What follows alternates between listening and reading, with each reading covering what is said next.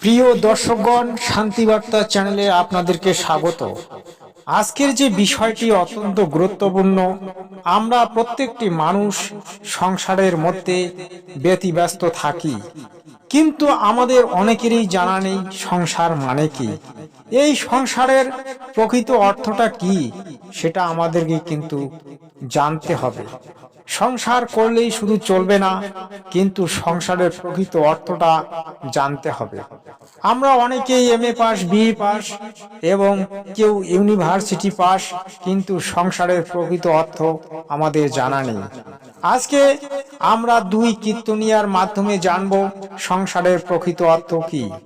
বিখ্যাত কীর্তনিয়া প্রদীপ পাল এবং বিখ্যাত কীর্তনিয়া শম্পা গোস্বামী, আজ এদের শ্রীমুখ থেকে আমরা শুনব সংসারের মানে কি।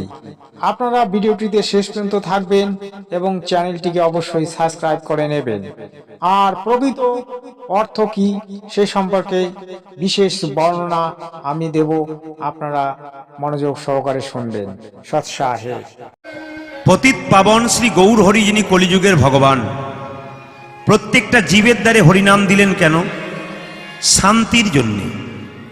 আজ দেখবেন গাড়ি বাড়ি টাকা পয়সা ধন দৌলত সবার আছে, কারো কম নাই, কিন্তু একটা জিনিসের অভাব আছে। গিয়ে জিজ্ঞাসা করবেন, শান্তিতে কেউ নাই। শান্তি অন্য কোথাও নাই। অনেকে মায়েরা বলে না, সংসারের চাপে শান্তি আছে শ্মশানে। না, ও তো শেষ হয়ে যাবে। শান্তি আছে একমাত্র হরি নামে। ছোট্ট করে শুনে নিন, ভালো করে শুনে নিন বাবা, একটু বলি শুনুন। এই সংসারের কথা বলি মা, আমরা যে ছেলে মেয়ে সংসার আত্মীয় পরিজন নিয়ে জীবন কাটাচ্ছি, তারা আপনাকে ততদিনই ভালোবাসবে যতদিন আপনার ক্ষমতা থাকবে। যেদিন আপনি আর কিছু দিতে পারবেন না, সেদিন কিন্তু এই সংসার আপনাকে আর ভালোবাসবে না। হরি কথায় কৃষ্ণ কোথায়? না কৃষ্ণ কথায়। কৃষ্ণ কোথায়? কৃষ্ণ কথায়। কৃষ্ণের কথাতেই কৃষ্ণ আছে, আপনাকে খুঁজে নিতে হবে। এই জন্য ভালো মানুষ যারা কীর্তনকে ভালোবাসে, যারা, তারা হরিবাসরে আসে। আর হিন্দু হয়ে কীর্তনকে যারা অবজ্ঞা করে, তারা কীর্তনকে ভালোবাসে না, কীর্তনকে ঠাট্টা করে। আজ মানুষ কীর্তনকে কেন ঠাট্টা করে সে বিষয়টি জানতে হবে। কারণ কীর্তন আজকের হয়েছে একটি ব্যবসা, সেই কারণে আজকের মানুষ কীর্তনকে ঠাট্টা করে চলেছে। কীর্তন আসরে এসে কীর্তনীয়রা যা খুশি তাই বলে। আপনি তো অনেক সময় ব্যাঙের গল্প করেন। কীর্তন আসরে আপনি বলেন দুর্গা নাকি শিবের স্ত্রী, আর শ্রীমৎ দেবী ভাগবত পুরাণে আছে দুর্গা হলো শিবের মাতা। তাহলে আপনারা কোন গ্রন্থ থেকে, কোন শাস্ত্র থেকে মানুষকে এই ধরনের বিধান দেন? আপনারা তো মানুষকে লুট করার জন্য এই সমস্ত কথা বলেন, যেগুলো মানুষের শোনাটাও অপরাধ। আপনারা আপনাদের মুখের বাণীগুলি একটু সত্য করে বলুন, তাহলে মানুষ আপনাদেরকে ঠাট্টা করবে না। আপনারা শাস্ত্র অনুসারে কথা বলেন না, আপনারা বলেন আপনাদের মন গড়া কথা।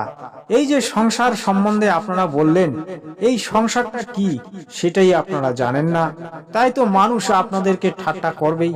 কারণ সংসার অর্থ হচ্ছে সংযোগ সার। এই সংকে যে সার করতে পেরেছে, সেই সংসারের মানেটা বুঝতে পেরেছে। অর্থাৎ যিনি এই সংসারটাকে সার করে নিয়েছে, তিনি একমাত্র সংসারকে জেনেছেন। আর যিনি এই মায়ার বন্ধনে বদ্ধ হয়ে সংসার করেছেন, তিনি তো চলে গেছেন একেবারে নরকে। এটা আপনাকে বুঝে নিতে হবে। দেখি আরো ওনারা কি বলতে চায়। সৎসাহে চিরদিন কাহারো সমান নাহি যায়। উলধ্বনি। চিরদিন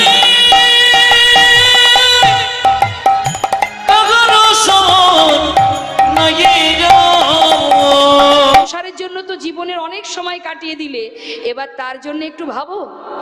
কার জন্য ভাববো? কেন? যে তোমার আপনজন।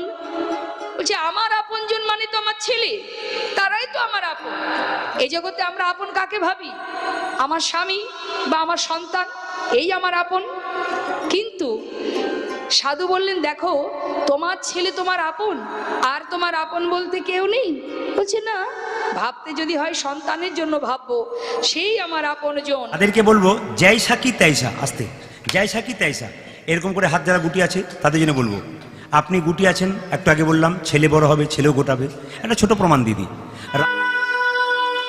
তাই বৈষ্ণব পদকর্তা বললেন সংসারের মধ্যে মনটা ডুবালে হবে না, কারণ আমার আসল পিতাকে, যিনি অন্তর্যামী ভগবান, তিনি আমার আসল পিতা। আর এটা নাট্যমঞ্চ সংসার, সংসার হলো একটা বিচিত্র মঞ্চ। কারোর কখনো কন্যা ছিলাম, কখনো কারোর স্ত্রী হলাম, কখনো কারোর মা হলাম, আবার যখনকার সময় হলো ঘরে ফিরে গেলাম। প্রিয় দর্শকগণ, আপনারা এতক্ষণ ধরে শুনলেন শম্পা গোস্বামীর কীর্তন এবং প্রদীপ পালের কীর্তন। সংসার মঞ্চ একটা বিচিত্রময় অনুষ্ঠান। এই অনুষ্ঠানটি যখন শেষ হয়ে যায় তখন সকলকে আবার সেই নিজ ঘরে ফিরে যেতে হয়। কিন্তু নিজ ঘর কোথায়? এই অখিল বিশ্ব ব্রহ্মাণ্ডের মধ্যে আমাদের নিজ ঘর কোথায়? আজকের মূল বিষয় সেটাই ছিল। আমি আজকে আপনাকে সঠিক তথ্য দেওয়ার চেষ্টা করব। তাই আপনাদের কাছে অনুরোধ, আপনারা চ্যানেলটিকে অবশ্যই সাবস্ক্রাইব করে নেবেন এবং ভিডিওটিকে বেশি বেশি করে শেয়ার করবেন। দেখুন আমরা কে, আমি কে, আপনি কে, এই প্রশ্নটা যাদের ভিতরে জেগেছে তারাই আত্মকর্ম জেনেছে, তারাই আজকে সৎভক্তি করে চলেছে বা সৎ ভক্তির পথ খুঁজে বেড়াচ্ছে। আমি আপনাদেরকে বলবো, আপনাদের পরম পিতা হচ্ছেন পরমাত্মা, যিনি সত্যলোকে অবস্থান করেন, যিনি আমাদের সৃষ্টি করেছেন, তিনি হচ্ছেন আমাদের আদি পিতা এবং আদি মাতা। সেই সৃষ্টি পিতাকে ভুলে গিয়ে আজকে আমরা দেবদেবীর পূজা করে চলেছি। কিন্তু এই দেবদেবী পূজা করলে কি আমরা সংসারে শান্তি পাবো? কোনোদিনই না। কারণ দেবতারা শান্তি পান না, তা আপনাদের কি করে শান্তি দেবেন? আপনারা হয়তো অনেক সিরিয়াল দেখেছেন, অনেক মহাভারত দেখেছেন, দেবরাজ ইন্দ্রের সঙ্গে বারবার অসুরের সংঘর্ষ দেখেছেন এবং অসুর কখনো জয়ী হয়েছে, কখনো দেবতারা জয়ী হয়েছে। তাহলে দেবতারা নিজেরাই শান্তি পান না, আপনাদেরকে কি করে শান্তি দেবেন? আজকে প্রত্যেকটি বাড়িতে দেবদেবীর স্থান আছে, কিন্তু দেবদেবীরা কি আপনাদেরকে শান্তি দেন? কোনোদিনই না। যে পরমাত্মা, যে পরম শান্তির পিতা, তাকে আপনারা ভুলে গিয়ে দেবদেবীকে পূজা করে চলেছেন, তাই আপনারা প্রকৃত শান্তি পাচ্ছেন না। সংসার মানেটা কি? সংসার মানে এই নয় খালি খেয়ে নিলাম আর ঘুরে বেড়ালাম আর সংসারের সমস্ত কর্ম করলাম, এটাই শেষ কথা নয়। সংসারের প্রকৃত অর্থ হচ্ছে সংসারে থেকে যে পরমাত্মার সেবা করে, যে পরমাত্মার সাধন ভজন করে, সেই সংসারী এবং সেই প্রকৃত সংসার করে চলেছে। কারণ এই মৃত্যু কখন আসবে, কিভাবে আসবে, সেটা কিন্তু আপনারও জানা নেই, আমারও জানা নেই। তাই সংসারে থেকে যে পরমাত্মার ভজন করে, যে পরম পিতাকে জানে, যে পরম পিতার সেবা করে, সেই একমাত্র সংসার সম্পর্কে প্রকৃত জ্ঞান জানে। আপনাদেরকে আমি এই ভিডিওর মাধ্যমে এই বিশেষ বার্তাটি দিলাম এই কারণে যে প্রকৃত পরম পিতা কে সে সম্পর্কে কিন্তু আমাদের অনেকেরই জানা নেই। প্রকৃত পরম পিতা অর্থাৎ পরমেশ্বর হচ্ছেন পূর্ণ ব্রহ্ম কবির সাহেব, যিনি এই অখিল বিশ্ব ব্রহ্মাণ্ডের সৃষ্টি করেছেন, যিনি সকলের পিতা, আমার পিতা, দেবতার পিতা, কৃষ্ণের পিতা, শিবের পিতা, ব্রহ্মা বিষ্ণু সকল ৩৩ কোটি দেবতার পিতা। তাই পরম পিতার সেবা করলে ৩৩ কোটি দেবতার সেবা করা হয়, পরম পিতার পূজা করলে ৩৩ কোটি দেবতার পূজা করা হয়। আপনারা ভুলে গেছেন। আমাদের ৪ বেদ, ১৮ পুরাণ, ৬ শাস্ত্রে অনেক প্রমাণ আছে। পূর্ণ ব্রহ্ম কবিরদেব, তিনি অখিল বিশ্ব ব্রহ্মাণ্ডের পিতা, তিনি সত্যলোকে অবস্থান করেন এবং তিনি আমাদেরকে সৃষ্টি করেছেন।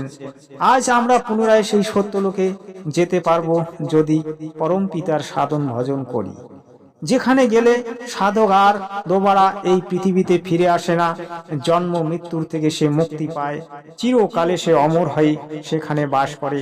তাই আপনাদের প্রতি অনুরোধ রইল, আপনারা অবশ্যই সত্য ভক্তির পথ খুঁজেন এবং সত্য ভক্তি করুন সৎসাহে।